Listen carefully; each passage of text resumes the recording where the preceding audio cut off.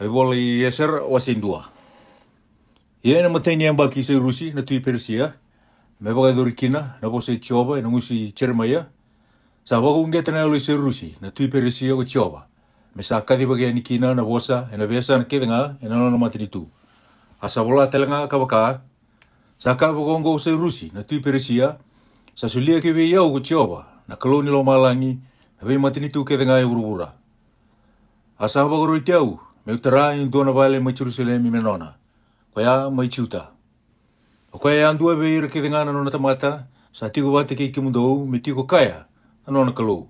Kame lako da ke ko kaya ke Jerusalem.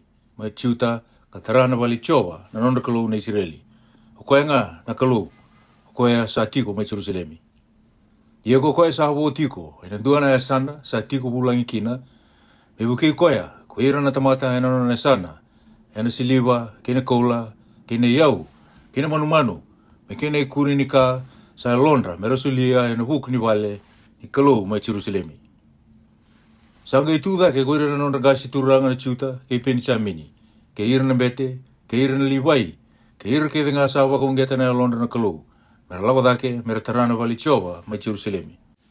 Ia, ko ira ke denga ira sa tiko bolega be ira, ira sa wuke ira ena yaya siliva, kena kola, kina yau, kina manu-manu, kina yau talei. Ia ongo na ikuri ni kake nga ersa sulia, na alo ibinakata. Asa kauta talanga ko sa Rusi na tui na yaya ni vali Choba. Kan kauta mai Jerusalem i kune pukanesa.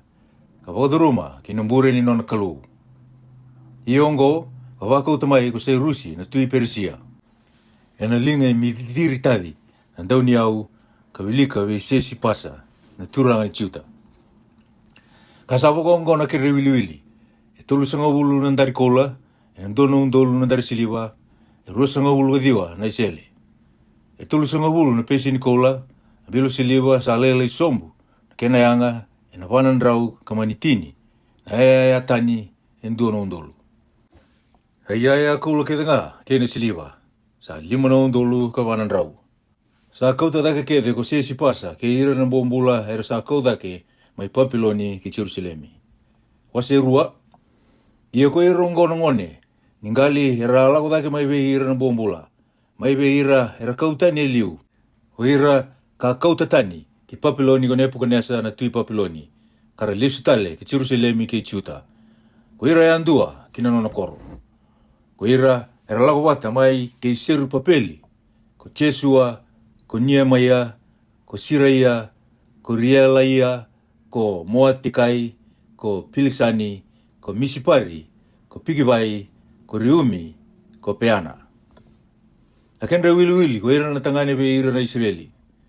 O ira na lube parosi, era let rua na undolu, kandua na rau kabitu sanga bulga rua.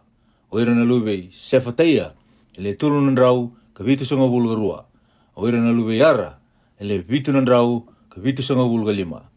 O ira na lube Peadi Moapi, mai be ira na lube Jesua ke Choapi, ele rua na undolu kawalu na rau ka tini ka rua. O ira na lube Lama, ele ndua na undolu ka rua na rau ka lima sanga bulga ba.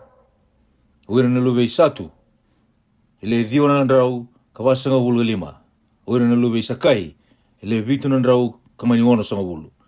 O ira na lube Pani, ele ono na rau ka wasanga bulga rua. O ira na lube Pepai, ele ono na rau ka rua sanga bulga tolu.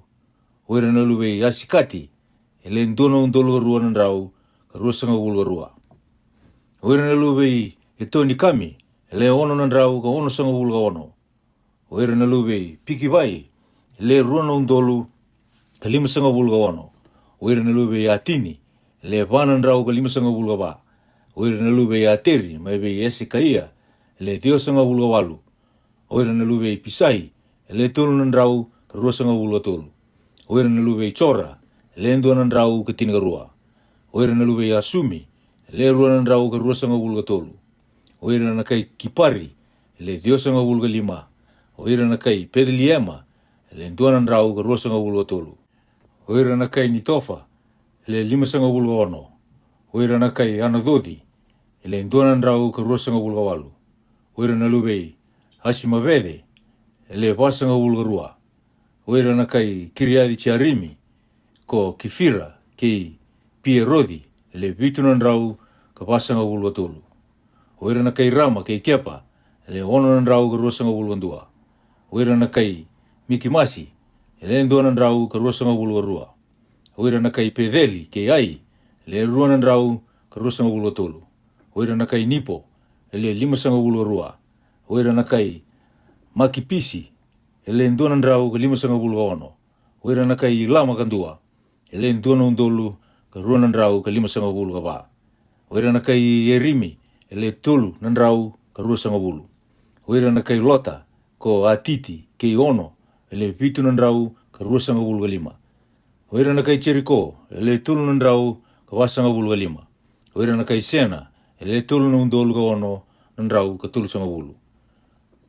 Oira na bete ko oira na luibei cita ia na matangali Chesua le dionan rau ka vitu sanga ulu ka tolu. Oira na luibei ima le duana undolu ka lima sanga ulu ka rua. Oira na luibei pasuri le duana undolu ka rua nan rau ka pasanga ulu ka vitu. Oira na luibei rimi le duana undolu ka tini ka vitu. Oira na livai oira na luibei Chesua ke katimieli mai be ira na luibei ote vaia le vitu sanga ulu ka ba. Oira na dausere ko ira era luibei Yasafa le duana rau ka rua sanga ulu ka walu.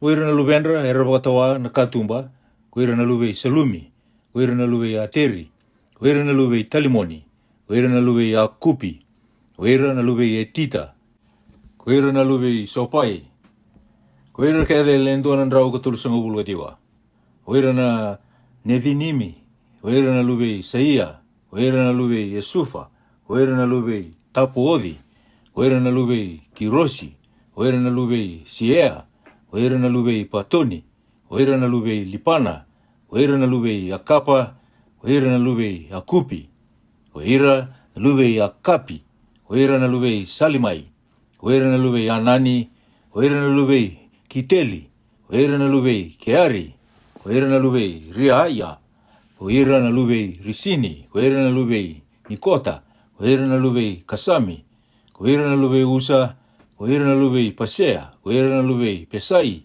oira na lubei Sina, oira na lubei Maoni, oira na lubei Nifusimi, oira na lubei Pakipuki, oira na lubei Akufa, oira na lubei Hariuri, oira na lubei Pasilide, oira na lubei Meita, oira na lubei Harisa, oira na lubei Parikosi, oira na lubei Sisira, oira na lubei Tema, oira na lubei Nisia, oira na lubei Etifa. Oira na lubendra na Tamatei Solomoni, oira na lubei Soti, oira na lubei Sofredi, oira na lubei Paraita, oira na lubei Yala, oira na lubei Tarikoni, oira na lubei Kiteli, oira na lubei Sefataia, oira na lubei Atili, oira na lubei Pokere de Aseimi, oira na lubei Ami, oira kedengana Nethinimi, ke ira na lubena na Tamatei Solomoni, ersa le tolunan rau ka Dios sanga ulu rua. Ia ko irongo era ala kodake mai, teli mela, teli arisa, ke rupi, atani, ke ima. Arsa sanga ni wakatakila rawa, na matanggali ni non rakasi, ke ina non rakawa, sera lube Israel beka, sesengai. Koira na lube Tilia, koira na lube Topaia, koira na lube Nikota, ersa leo ono nan rau ka lima sanga ulu rua. Koira mai be ira na lube na bete, koira tau na lube Apaya, koira tau na lube Kose, koira tau na lube Pasiliai, kokoya sa bewa tinikaya, endo na lube Pasiliai kaya lewa, akai kiliati, asa bagadani, ena dandra. Koira ongo era sa bakasangara, na kenre bola be ira sa wili, na kenre busa, asa asenga ni kune. Kokoya era sa tawasita ni kina, mereka kuni bete, nisa asenga ni tara, merembete. Asa kai be ira kokoya na turanga, mereka kuni kana, ena katambu. Kamindua manda na bete, betaumbena na urimi kena dumimi. Oira wata na isongo taudoko, era sa leva na omba karuna undolu, katolu, nandrau ka ono sanga bulu. Asa abo ko ira na tamata, kena non banda era le vitu na undolu, katolu nandrau, katolu sanga bulu vitu. Asa tiko bate ke ira, ele rua nandrau na tangani dausere, ena ele on dausere. Non ro se sa vitu nan rau ka tulu sanga bulu ka ono. Anondra me ule, e runan rau ka wasanga bulu ka lima. Anondra ka meli, e wanan rau ka tulu sanga bulu ka lima. Na asa, e ono na undulu ka vitu nan rau ka rua sanga bulu. Ka sobe ira sa liu be ira nangase, nira sa eado, kina wale Jehova mai Jerusalemi. Era sa soli, ka wakalo vinaka, kina wale ni kalou. E tarada ke, na kena e sana. Era sulia, me wakana ka, era rawata, kina iau ni takataka. E ono sanga bulu kan na undulu na tarama koula, ka tolu na watuloa, na sikili siliva, kan nan rau, na isulu ni bete. Karasati ko ena nondra bei koro, ko ira na bete, ke ira na liwai, ka sobe ira na tamata, ke ira na dausere, ke ira na ewa tau ni katumba, ke ira na nedinimi, ke ira kede na Israeli, ena nondra bei koro. Wasi tolu. Ia ni saya to ne kabiti ni bula, arsa tiko ena bei koro ko ira na Israeli. Arsa songo ni wata ko ira na tamata Jerusalemi, me waka ira lendu anga na tamata. Sanga itu da ko Jesua na lubi, chosa teki katangane, ke ira tau na bete, na tedina, ke seru pepeli, na lubi sieli tieli, katangane, ke ira tau na tedina, katakava na idamadamu ni soro ni kalou Israeli. Me wata morakina na isoro kama, me waka savulai, na vumnawe Moses na tamata ni kalou. Arasada kava na idamadamu ni soro, na kena itutu ni rasa rere, na huku ni leo ni bebonua ongori. Karasa wata morakina na isoro kama bichova, iyo na isoro kama, ena mataka, kena kavi. Karsa ia na soleu, ni wale tamba, ni kau, me waka savulai. Ka wata mora, na kena isoro kama, iyo na kena wili, me waka na kena walawala, ka me waka na kena takataka, ni beisinga. Ia muri, na isoro kama sando daka, ena vivulo bo telenga, kena soleu sa wakatambui, ena Jehova sa lokutu. Kena nondra yang dua, era sa via waka tambora, ena alo vinaka ve Jehova. Sa wakatiku bu, ni matai ni singa, ni kena kavitu ni bula, na nondra waka tambora na isoro kama ve Jehova. Ia sa ambere ni tau ya butaki, na wale Jehova. Era sa sulia telenga na ilabo ve ira na matai ni watu, ke ira na matai ni kau. Kena kakana, kena menra, kena waiwai ve ira na kai saitoni, ke ira na kai taia, mera kauta mai na wuni sitari, mai lepononi kena wasa mai chopa. Me wakana kasa sulia ve ira ko Rusi na tui Perisia.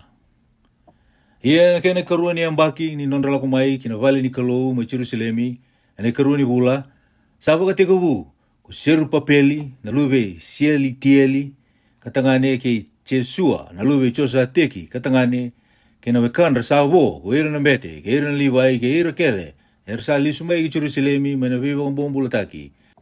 Arasa lisi ira na liwai, sa rusanga bulu na nandambaki kangase taki, me pakareida na takataka ni wali Jehova. Sa anga itu bata, ko Jesua, ke ira tau na luwe na tangane, ke ira tau na wekana, ko Katimieli, ke ira tau na luwe na tangane, ko ira tau na luwe Juta, ira tangane, me pakaroti ira na matai, na wali ni kalou, ko ira tau na luwe na tati, katangane, ke ira na luwe na tangane, ke ira na tetindra na liwai. Ia ni rasa tau ya utaka, na wali Jehova ko ira na matai, salisi ko ira na bete, meratu ena nondra isulu bang bete, kataura na ndobui, ke ira na liwai, na luwe ya safa, katangane, kataura na simbali, me ia na baka binibinaka vi Jehova, me wakaka waro tako tevita na tu Israeli. Arasa servata, kabisa usau, ena baka binibinaka, kena baka muli vi Jehova, nisa yalo binaka kokoya, nisa senga ni mundu na nona yalo loma veira na Israeli, arasa kailawaka na domo lewu, ko ira kedenga na tamata, nirasa baka binibinaka vi Jehova, kanisa tau yabutaki na wali Jehova, ia ka lewu bunga ve ira na bete, ke ira na liwai, ke ira sa liu ve ira na ngase, era tamata ngase, era kunea na wale liu, nisa tau yabutaki, e matanda na wale ongo, era tangi wanda mui lewu. Lewu bunga, era kaila, wanda mui lewu, ena marau. Arasa senga ni kilarau kina ko ira na tamata, na kena dui, ndomo ni kaila, ena marau, kena ndomo ni nonda tangi na tamata. Nirasa kaila waka, ena ndomo lewu, ko ira na tamata, asa rongo wakayawa, na kena rorongo. Waseba, ia nirasa rongo da ko ira na nonda meda na chiuta, ke ira na penisa mini, nirasa tarati kuna wale, ve Jehova, nanonda kalou na Israeli, kuira era wakambombo taki. Era salago mai ke vei seru papeli, ke ira, era liu vei ira nangase kakaya vei ira. Menda tarava te ke mundou, ke mami sangarava na numudo kalou. E wakate ke mundou. Ia ke mami sa sorboa, mai na ngauna i esa atoni, na tui Asiria. O koia ka kauti ke mami mai kike. Asa ka vei ira ko seru papeli, ke Jesua ke ira sa vo vei ira, era liu vei ira nangase ni Israeli. Eu sa senga ni wakaita vei wata ke mami. Ena taro vale wana ni mami kalou. Koi ke mami nga, ena tara wakata ke mami vei Jehova na kalou ni Israeli. Me waka ka wakaruti ke mami na tui, o Rusi na tui Perisia. Sangkai wakamulmulu mutakira, na tamata ni Chuta, kuira na leo ni Bonua. Wapora rao takira, ni ro taro vale. Kabulia na tamata buku, ena vei leti. Era taro wana ka, era na kita. Ena ngauna kete ngai Rusi na tui Perisia. Kato wana ngauna, itarayase na tui Perisia. Ia ni sa lewa ko ea sue rosi. Ni sangkai wakatiga wuna nona lewa. Era sabula indua na iwola, era meita ki ira kina na kai Chuta, ke ira na kai Jerusalemi. Ia ena ngauna ia takise kise. Era tau sabulawe ia takise kise na tui Perisia. Ko Pisalami, ko Midiritadi, ko Tapeli. Ke ira na tamatatani sa nono tui tokani. Asa bolai na iwola ena bosa waka Syria. Katukuni na keni mbale ena bosa waka Syria. Sabula na iwola, o Reumi, na turanga ni lewa, ke Simisei, na puni bola, ke vei atakise kise, na tui, me mbeita ki Jerusalemi ka waka, ko Reumi, na turanga ni lewa, ke Simisei, na puni bola, ke ira kede na nonrau i tokani, ko ira na taina iti, ke ira na efasate kaiti, ke ira na tapila iti, ke ira na efasa iti, ke ira na hakewa iti, ke ira na kai Papiloni, ke ira na kai Susa, ke ira na Tiaiti, ke ira na Ilama, ke ira na vei matini tu savo, ko ira ka kauta mai ko Sinapa, o koia katuranga karongo, kalisia meretiko na vei koro ni Samaria. Ke ira na kenavo, na taini uti wai ongo, ia me wakasa andau bolai. Ongo na ibola, ersa wakauta wa, iyo vei ata kise na tui, Uira na nomni tamata era tiko, ena taini udi wayongo. Ia, me wakasa andau ulai. Magani kila na tui, ni rasala ko mai ki Jerusalemi, kuira na chiu. Era lako mai veke muni, veke mami. Harasa tara tiko na koro, ndau bere kata. Harasa viria na kena bai, ka vei uturitaka na kena yabu. Ia mani kila manda na tui, ke wakasa tara oti na korongo, ka viri oti na kena bai, era na sianga ni soli wakatawa. Si soli kaumunanga, senaka sanda uvaka wana tui. Kananga ia likina veke muni na tui eso na nomuni ia ongo. Ia ni kei mami sabaka ni, maina vale ni tui, asa sianga ni kilikili kei mami, me raida ni kei muni sambedi na tui. O koea kei mami sa atala ki kina, me wakatakilawe kei muni na tui. Me sangarai, na iwola ni kenrai tukutuku na nomuni ngase. Kunina kunia kina, ene wola ni tukutuku, kakela ni sa koro, ndau talaindre na korongo. Kantau wakatata ni ira na tui, ke ira na vengali. Kanira sa mbuke vere talanga kina iliu. Ena buku ni kaongo, sa wakarusai kina na korongo. Kita usa wakatakela veke muni na tui. E wakasa taratale na korongo, ka viru oti, na kena bai, ena kaisenga kina na nomuni ngali, ena taini udi wayongo. Sakai wolo ko koe na tui hiwei riumi, na turanga ni lewa. Kei Simisei na puni bola, ke ira kede na non reto kani, era sa tiko mai Samaria, ke ira kede era tiko mai taikandua ni udiwai, kabaka, sa loloma, ia me waka sando bolai, ai bolando awa kouta weki tau, sa wile wa matala bei au. Ia, kaua rota, kasa ia oti na waka sangangara. Asa kune ni sa vere makawa, ve ira na tui na korongo. Asa ando ia kina na talindere, kina vere. So talenga na tui, era turanga ado mai Jerusalemi. Era sale wa kede na sana kandua ni udiwai. Asa anda usoli ve ira na wakatawa. Na kamunanga, kina kai do daka bua na tui. Ia, doa bagarota midingu manda, wera na tamatongo. Kame kakua ni tara na korongo, kame usulia manda na ibagaro. Dora idi ke mundo winaka, mundo kita ka na kaongo. Adawa me tumbukina na ka, me dakina wera na tui. Ia ni sawili na bola, iata kise na tui be umi, ke simisei na buni bola. E ira na no toi tokani, sanga i lako wakasukusuka ki Jerusalemi. Pe ira ni tiu. Ka wakasaurara te ki ira wako kaua, me mundu na no radakadaka. Sanga i mundu na radakadaka ni wali ni kalou, mai Jerusalemi. Ka sa mundu, kaya doa wana karua ni ambaki. Ila wa i tara iase na tui Perisia. Wase 5. Ero sanga i profisai, ko ake ai na profita ke Sakarea na lube ito, ve ira na tiu, era tiko mai tiu take Jerusalemi, iyo ve ira na adani non kalou na Israeli. Sanga i tu dake ko seru papeli, na lube sia li teali, ke Jesua na lube chosa teki. Ta voti ubu me tarana vale ni kalou mai Jerusalemi. Asabe buka ke rau, ko i rau na profita ni kalou. E nangono ko ya sala ko mai be ira ko ti tanai. Ko bana na tai mai ongo ni udiwai. Ke sidari posinai. Ko ira ke na nondo itokani ka kai be ira. O de sa boro tike mundo terana vale ongo. Ka viria namba ongo. Ki te wanga i kai be ira baka. O de na dana na tamata era tarana vale ongo. Asa bori di ira tiko na nondo ngasi na chuta. Na mata ni nondo kalou. Mendendre kina na nondo tarovi. Ka meado manda na kaongo vitarayasi. Arasanga i wola na kena isau, e na ndua na wola, e na buku ni kaongo.